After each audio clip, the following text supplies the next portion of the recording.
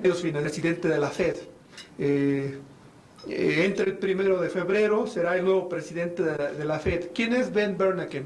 Pues es un académico de Harvard, muy ligado al grupo del presidente George Bush en Estados Unidos. Fue hasta pocos días antes de su coordinador de asesores económicos.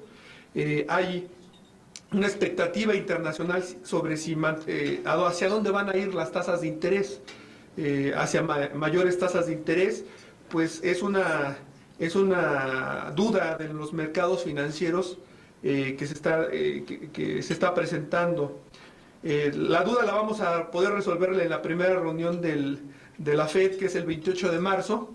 Ahí vamos a saber cuáles van a ser los cambios reales que va a realizar el doctor Bernanke en la Fed. Y hay algunas expectativas, sobre todo porque él ha escrito mucho sobre objetivos de inflación. La mayoría de sus artículos publicados en Harvard y en los medios lo colocan como un líder a nivel internacional sobre objetivos de inflación. Y el otro tema es la estabilidad de las tasas de interés. Hay economistas, por ejemplo, aquí nosotros hemos tenido algunas discusiones sobre estos temas de objetivos de inflación, por ejemplo, con Pedro Aspes, y México debería o no seguir objetivos de inflación como posiblemente lo haga Estados Unidos. Algunos están en contra y en oposición, pero cuando el presidente de la Fed de Estados Unidos va a utilizar este mecanismo de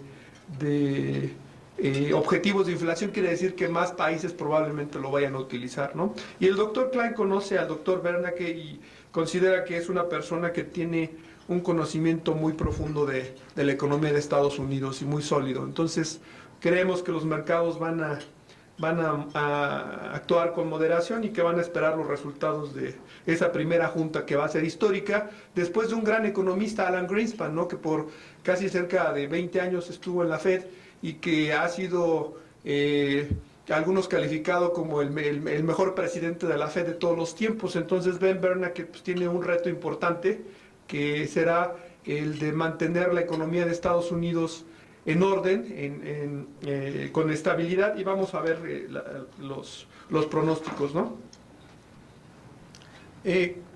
Esta es el crecimiento potencial de Estados Unidos. Como ustedes pueden ver, durante 2005 hubo estabilidad, hubo una caída, y en este primer trimestre nosotros esperamos un repunte del crecimiento menor al 4%. Esto tiene condiciones que algunos analistas no habían pronosticado, no habían incluido, pero ahora nosotros estamos viendo un repunte el crecimiento del PIB con respecto al último trimestre del 2005. No es un cambio estructural, pero sí es una buena señal, ¿no? Aún en una economía global que está tendiendo a crecer menos, ¿no? La siguiente. Bueno, en esta gráfica podemos ver el balance del gobierno federal, que también, como lo veíamos, había tenido pues problemas, ha sido una crítica constante. De hecho, en la reunión que tuvo de Alan Greenspan, que dio una teleconferencia por el motivo del 40 aniversario del Banco de México, uno de sus mensajes básicos fue eso, que no hubiera alarma en los mercados por el déficit en cuenta corriente y el déficit fiscal de Estados Unidos, ¿no? Ese incremento, pero a pesar de esta tendencia, algo que el doctor Klein ha analizado y que es diferencial en nuestro pronóstico y que creemos que el nuevo presidente de la Fed va a tener como política, va a ser reducir como ustedes pueden ver, ya tuvimos una reducción de este déficit en la balanza comercial de Estados Unidos, y fue del 3%, pero ya es una señal y quizá el punto de partida hacia mejorarlo, ¿no? Y ese será uno de los objetivos fundamentales de Ben Bernanke, el mejorar el balance, ¿no? Ahora, ¿quién está financiando este balance? Porque hay las dudas, ¿no? Inclusive Alan Greenspan, en su mensaje de Banco de México, quiso aclarar que por temores de economistas que habría una crisis y que esto podría causar una inestabilidad mundial, pues Alan Greenspan decía: no hay otra alternativa, ¿no? No vemos otra alternativa. Si alguien encuentra una mejor alternativa para solucionar esto sin crisis económica mundial, pues nosotros no la vemos. Entonces, los países de Asia fundamentalmente están financiando este déficit fiscal, las altas reservas monetarias que tiene China, por ejemplo, de 800.000 millones de dólares, o Japón, que también tiene 800.000 millones de dólares, China incluyendo Taiwán y Hong Kong tienen un trillón, ¿no?, de reservas. Entonces, pues ellos están financiando este balance y hay un equilibrio, ¿no? No encontramos una situación de rompimiento en términos del financiamiento del balance de Estados Unidos. Otro tema que ha sido importante para la economía de Estados Unidos ha sido la inflación, ¿no? Como ustedes pueden ver, teníamos una inflación mayor y se ha reducido. Del 2005 las expectativas se ha visto una reducción a tasas menores al 2%, y este es un tema que ha sido principalmente por el sector de los energéticos y los commodities, ¿no? Ante las altas tasas de crecimiento de China, que como ustedes saben ha crecido el 9%, nosotros esperamos que China decrezca este año al 8.5%, eso ha incrementado los precios de los energéticos y los precios de los commodities, ¿no? La demanda petrolera, como ustedes saben, se ha incrementado fondos para la tasa Fed. Pues hemos visto un comportamiento que fue una tendencia a las tasas históricas más bajas en 2003, y hemos visto una tendencia a la alza. Esta ha sido una preocupación, sobre todo países como Brasil, que tienen alta deuda en dólares. Pues es un tema de preocupación para los proyectos que están financiados en dólares, y va a haber un incremento en las tasas. Y aquí es donde esperamos la respuesta de Ben Bernanke, ¿no?, sobre un incremento prudencial en las tasas de interés, sin que sea un incremento fuerte, pero sí hay una tendencia en la mayoría de los analistas a esperar a pequeños incrementos, ¿no? Vamos a ver, en el caso de México no tiene una deuda importante. En los niveles de deuda vamos a ver el nivel de deuda que tiene México, pero pues no sería una preocupación fundamental para las economías latinoamericanas. Por otro lado, el incremento en las tasas de interés de Estados Unidos va a apreciar el dólar, porque va a haber una mayor atracción de capitales hacia Estados Unidos, y es una forma de incrementar la atracción de capitales, y se va a reducir un poco el consumo, que es una tendencia que ya habíamos. Estas tasas han reducido o estabilizado el consumo de Estados Unidos. El consumo de las tarjetas de crédito, según nuestros reportes para este primer inicio del año y el último trimestre del año anterior, hubo una estabilización, ¿no? No se incrementaron, y esto quiere decir que el consumo ya no va a ser el motor de crecimiento de Estados Unidos, ¿no? Y por eso nosotros hemos ajustado la tasa de crecimiento.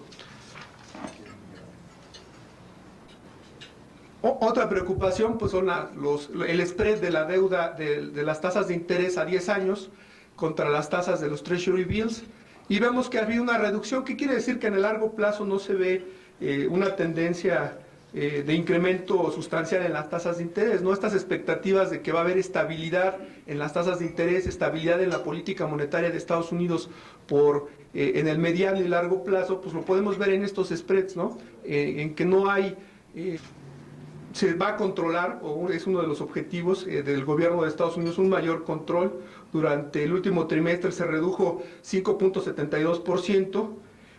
También se redujo ese déficit comercial a través de mayores exportaciones de productos de Estados Unidos.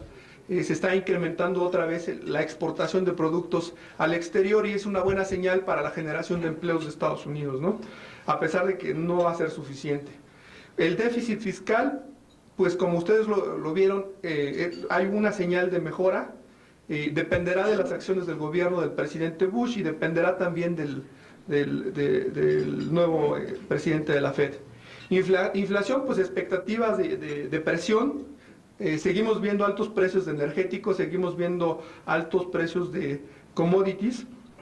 Como les comentaba, el índice de precios de bienes energéticos incrementó 3.1. a pesar de que la demanda de petróleo y bienes petroleros decreció 7%. Como les comentaba, una forma de controlar la demanda de petróleo y de reducir las presiones que hay por la limitada capacidad de producción es sustitución, reducir el uso del automóvil en Estados Unidos, buscar fuentes alternativas de energía, y esto ya lo vimos en el último trimestre del 2005. Ya hay resultados en términos de una menor demanda de bienes petroleros. Política monetaria, no pronosticamos cambios en la política monetaria de Estados Unidos, y lo subrayo porque esta es una pregunta que se está haciendo en muchos medios, si va a haber este cambio. No esperamos que haya un cambio en los pronósticos. Las tasas de interés de la FED, estabilidad con presiones a la alza. Desempleo, reducción de la tasa de desempleo, como les comentaba, esta señal de mayores exportaciones de bienes de Estados Unidos es una buena señal. De hecho, ya se ha disminuido el número de seguros de desempleo en Estados Unidos, y esto es una buena señal. Política cambiaria, estabilidad en el precio de los dólares, del dólar con relación al yen y en relación al euro. No vemos cambios sustanciales, no vemos que el euro se siga apreciando. Con relación a las monedas de América Latina, pues dependerá qué haga el Banco de México con su política monetaria, pero en términos del valor del dólar no esperamos presiones, ¿no? Un tema fundamental para la economía mundial es el tema de los precios del petróleo. Como ustedes pueden ver, los futuros en el mercado petrolero pues está a $60, ¿no? No se ve que haya una disminución en el precio del West Texas Intermediate. Aquí ustedes pueden ver el 36.5% que definió el Congreso, el Congreso mexicano en la Ley de Ingresos del 2006, y vemos una banda de $20 que se está incrementando y que no vemos que se vaya a disminuir. Entonces, los ingresos petroleros, nosotros van a ver al final nuestro pronóstico, no vemos que vayan a disminuir, sobre todo por la limitada capacidad que tienen los países de la OPEP.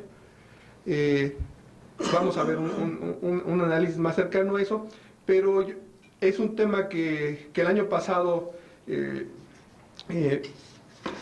los ingresos petroleros también en la Ley de Ingresos, regularmente Gil Díaz hace una subestimación, ¿no? Siempre manda un precio del petróleo en la Ley de Ingresos bajo, y que pues a través de los grupos parlamentarios en el Congreso han tenido que ajustar a un precio más realista, ¿no? Aquí sería importante hacerlo, pero había dudas, había temores si este precio era muy bajo, ¿no? Y que iba a haber una fluctuación importante. Nosotros no vemos que eso vaya a suceder.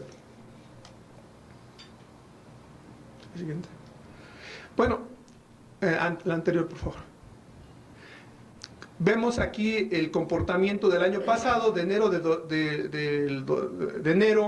a diciembre, el incremento sustancial que hay de casi $20 en el precio, ¿no? Y sobre todo, pues, en la época, en el tiempo de los problemas que vimos de Katrina, del abasto, varios factores geoeconómicos, geopolíticos.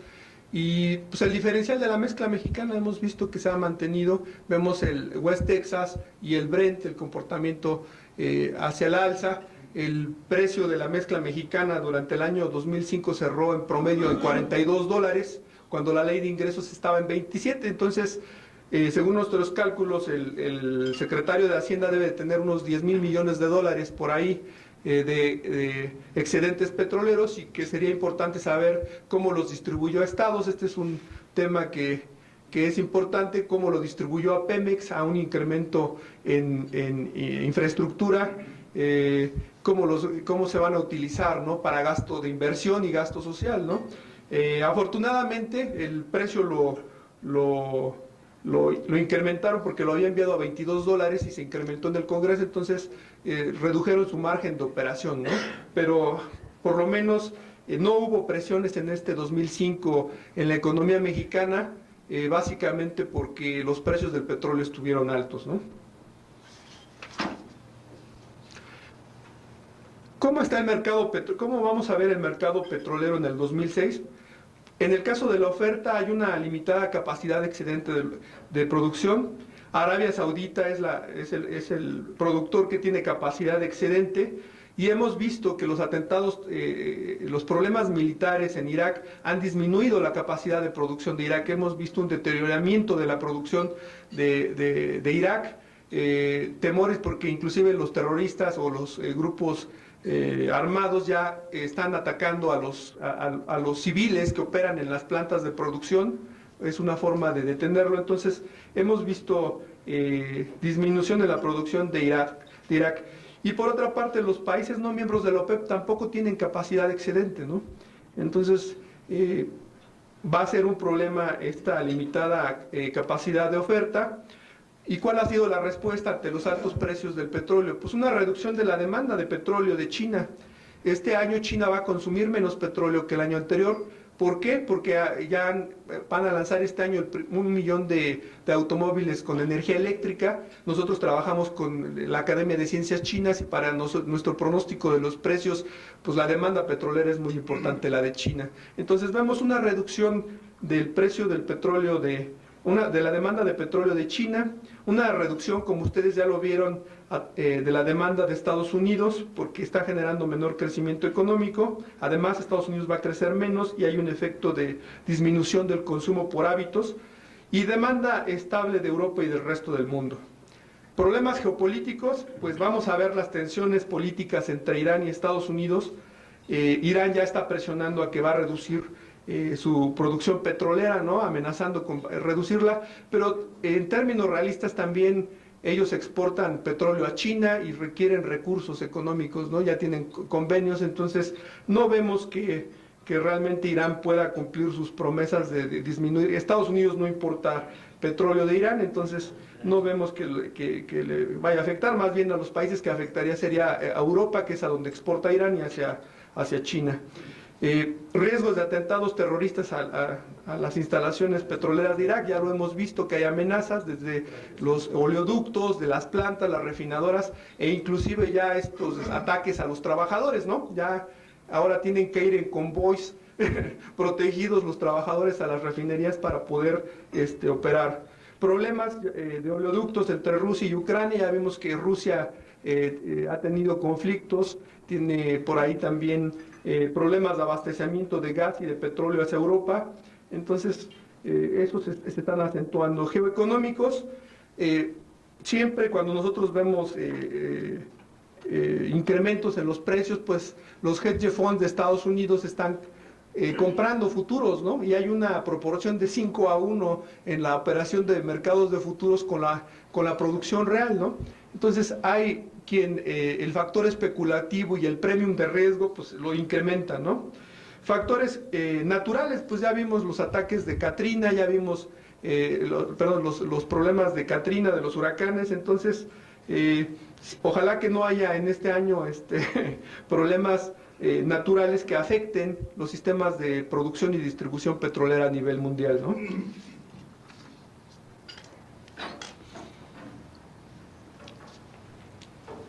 Y bueno, en un año electoral, que es el tema importante son los candidatos a la presidencia de México, para poder analizar las propuestas que se van a presentar de los posibles candidatos a la presidencia. Nosotros analizamos las propuestas del PRI, del PRD y del PAN. Nos reunimos con los coordinadores de asesores económicos de los tres candidatos. Utilizamos el material, los libros publicados tanto por el candidato del PRI, del PRD y del PAN, los tenemos, sus páginas web, que es la información oficial, y hicimos un análisis objetivo de las propuestas. Y a pesar de todo, a pesar de las diferencias políticas que puede haber, hay convergencia en propuestas generales. En las propuestas, la reforma hacendaria, el sistema tributario, competitividad económica, desarrollo rural, federalismo, desarrollo sustentable, agua, empleo, desarrollo social integral y educación. Entonces, a pesar de las diferencias, nosotros que en educación, siempre México y Turquía son los países que salen más bajos, ¿no? Entonces, ojalá que el próximo, en temas más específicos que las propuestas generales, podemos tocar que los tres candidatos hablan de mejorar el gasto de inversión de gobierno, modernizar el sector energético, impulsar la vivienda, tener programas sociales y la sociedad del conocimiento, ¿no? Como lo veíamos, China y la India están transitando hacia economías del conocimiento. La India, sobre todo, su crecimiento del 6% es en la industria del software. Comentaba Porfirio Muñoz los desarrollos que están teniendo, pero en este caso, por ejemplo, el doctor Klein había una propuesta del Congreso de disminuir la inversión en la India y el doctor Klein presentó el estudio al presidente y decía que era positivo para en las divergencias. El principal dato del PRD habla de disminuir la migración, generar empleos internos, y el candidato del PAN habla de mejor uso de las remesas, ¿no? Remesas como con fines de crecimiento económico, porque va a gasto, ¿no? La gente, si algo alivia, como que no tiene mucho sustento, ¿no? Propuestas únicas, aquí hablamos ya de lo específico. El PAN, por ejemplo, aumentando, y que una forma paliativa pues sería contratar por horas, ¿no? Mayores importaciones de gas y fortalecer las remesas de los migrantes. El PRD, fomentar la maquinación, que es un tema que, como ustedes saben, en los medios ha estado muy focalizado por ha estado recalcando a los inversionistas. Hablamos de una estabilidad macroeconómica, es cierto, unas expectativas de reducción de la inflación y de tasas de interés. Sí hemos visto una reducción de la inflación y de las tasas de interés, pero no es suficiente. La inflación baja con un crecimiento bajo del 3%, por ejemplo, pues no es un logro muy favorable, ¿no? Podríamos compararlo con China, que crece al 10, pero tiene tasas del 3, ¿no? Entonces ese sí es si no tenemos crecimiento no hay presiones inflacionarias. Entonces, algunos economistas preferirían ver una inflación un poco mayor, pero mayores tasas de crecimiento. Estabilidad en el tipo de cambio, ese es un logro que se ha tenido. Las altas reservas de Banco de México y bajo nivel de deuda, vamos a ver los niveles que tenemos. Entonces, eso ha sido también un factor de estabilidad para la economía de México. Los altos precios del petróleo, no podríamos explicar los resultados del año anterior sin altos precios del petróleo. Estabilidad del turismo de Estados Unidos y de Europa, aunque tuvimos el caso de Cancún, esperamos que se restabilice a niveles anteriores, de los años anteriores, y cumplimiento del balance del presupuesto del gobierno. El Congreso ha actuado con responsabilidad, han definido un déficit estable, objetivo, y no vemos problemas en que se cumpla, ¿no? Retos económicos: menor crecimiento de la economía de Estados Unidos, menor competencia de productos de México en Estados Unidos por la competencia con China y los países asiáticos. Ya China es el segundo exportador a la economía de Estados Unidos, y ha habido un desplazamiento, ¿no?, de los productos mexicanos hacia China y hacia Estados Unidos por la competencia con China. Inclusive China ha desplazado a los mismos países, a algunos países del este asiático, ¿no?, en sus exportaciones. Mayor competencia para la atracción de inversión extranjera directa. Mientras a China el año pasado llegaron 65,000 millones de dólares, aquí llegan 15,000, ¿no? Entonces estamos hablando de factores diferentes. Retos económicos: importaciones de gas y de gasolina. Seguimos importando gas y seguimos importando gasolinas.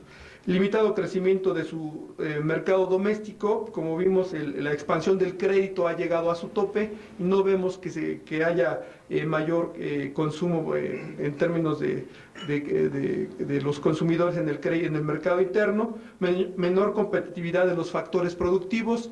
Vemos que pues, los costos, ¿no? México, el doctor Klein vino con el gobernador Montiel el año pasado en una conferencia y le decía: México no puede competir por bajo costo de mano de obra con China, ¿no? Entonces tienen que buscarse nuevas formas de competencia, mercados, segmentos, innovación.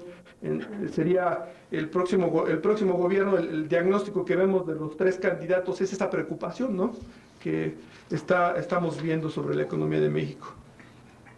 El ranking de deuda de México, pues no es mal, es un resultado bueno. Estamos según el Banco Mundial, en el año 2005 estamos en la posición 93 con un 21.20% de deuda pública como porcentaje del PIB, Vean ustedes Brasil, que está al 50%, otros países de Argentina, el 69%. Por eso había las presiones de Kirchner de pagar anticipadamente la deuda por el incremento en las tasas de interés, ¿no? Afortunadamente para México no es un factor importante el nivel de deuda. Para Brasil sí, que va a crecer menos 2.5 este año. El tema de las remesas, no se podría explicar el monto del crecimiento económico sin las remesas, ¿no? La India tiene 21.700 millones de dólares, China 21.300, México 18.000, ¿no? Y de ahí, pues nada más Brasil con 3.600 y Colombia con 3.200 en el caso de América Latina. Como porcentaje del PIB tampoco son importantes para México, como otros países de América Latina. El Salvador el 16%, Nicaragua el 11%, para México las remesas es el 2.42%.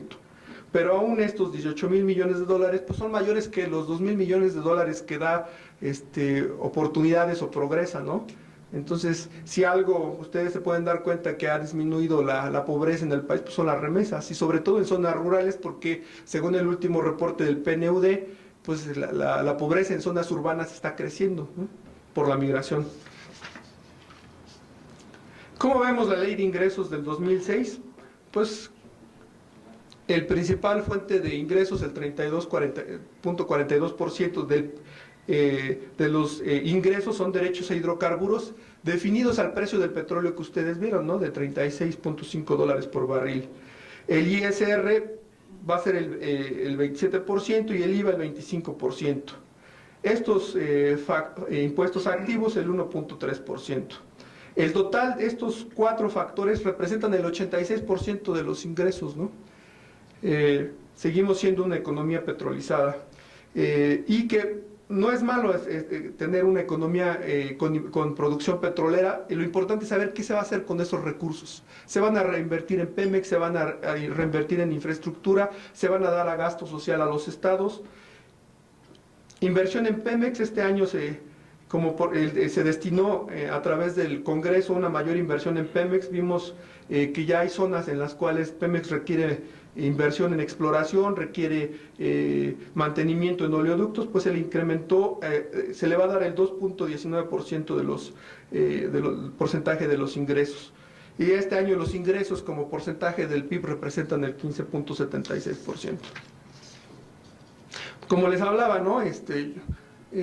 Aquí vemos, yo quería incluir esta gráfica que trabajamos con la Academia de Ciencias Chinas. Si ustedes ven las tasas que tienen del 3%, sí, de inflación en China, pero crecen al 8 o 10%, ¿no? Hacer el comparativo entre el crecimiento que está anunciando el gobierno de México para el 2006, crecimiento económico el 3.6%, nosotros creemos que, dados los problemas de competitividad y todos los factores que hemos analizado, creemos que va a crecer 2.50%. La inflación, el 3%, nosotros creemos que hay presiones inflacionarias en el sector de energéticos y de alimentos y de commodities en general en el mundo, entonces creemos que el 4%. Tipo de cambio, 11.4, nosotros creemos que va a estar un poco menos el tipo de cambio. CETES, 8.90, el nominal promedio, nosotros que va a ser 9.50. Una presión hacia las tasas de interés que ya estamos viendo. Cuenta corriente, ahí los altos ingresos de exportaciones petroleras creemos que van a ser suficientes para no tener ese nivel de déficit. Balance fiscal cero, creemos que se puede lograr, dependerá del gasto, ¿no?, que hagan y de los recursos del petróleo. La mezcla mexicana, 36.50, creemos que el estudio que hizo el Congreso, lo hemos consultado con ellos, nos parece que está objetivo y que no va a haber problemas. Y en el peor de los casos, recuerden ustedes cuando el presidente Zedillo bajaron los precios, Gurría tuvo que hacer un recorte, ¿no? Y no pasó nada, la economía se mantuvo estable, no es una mala señal para los mercados. Gurría se va a la OCDE. Entonces, si hubiera una caída, que nosotros no la vemos probable en los precios, pues no pasa nada si se anuncia un recorte, ¿no?, de gastos, pero no lo vemos probable. Y el crecimiento del PIB de Estados Unidos, el gobierno dice 3.50, nosotros creemos que va a crecer menos. La inflación 1.90, nosotros creemos que va a ser 2.50 y la tasa de fondos FED 4.40, nosotros creemos que va a ser 4.70. Entonces, esta sería nuestra visión de la economía de México y de Estados Unidos para este año. El clima electoral en México esperemos que sea pacífico, que haya estabilidad, que los candidatos se muevan por una propuestas económicas. Hay tema de propuestas económicas en 10 de los 13 temas que deberían de estar ya pensando en el próximo año, en el próximo sexenio, porque pues como vemos las reformas no pueden esperar. Hay reformas que no son estas reformas que se anunciaron desde hace 5 años, ¿no? Hay reformas que se pueden empezar a trabajar en el plano de seguridad, una reforma en seguridad que quieren los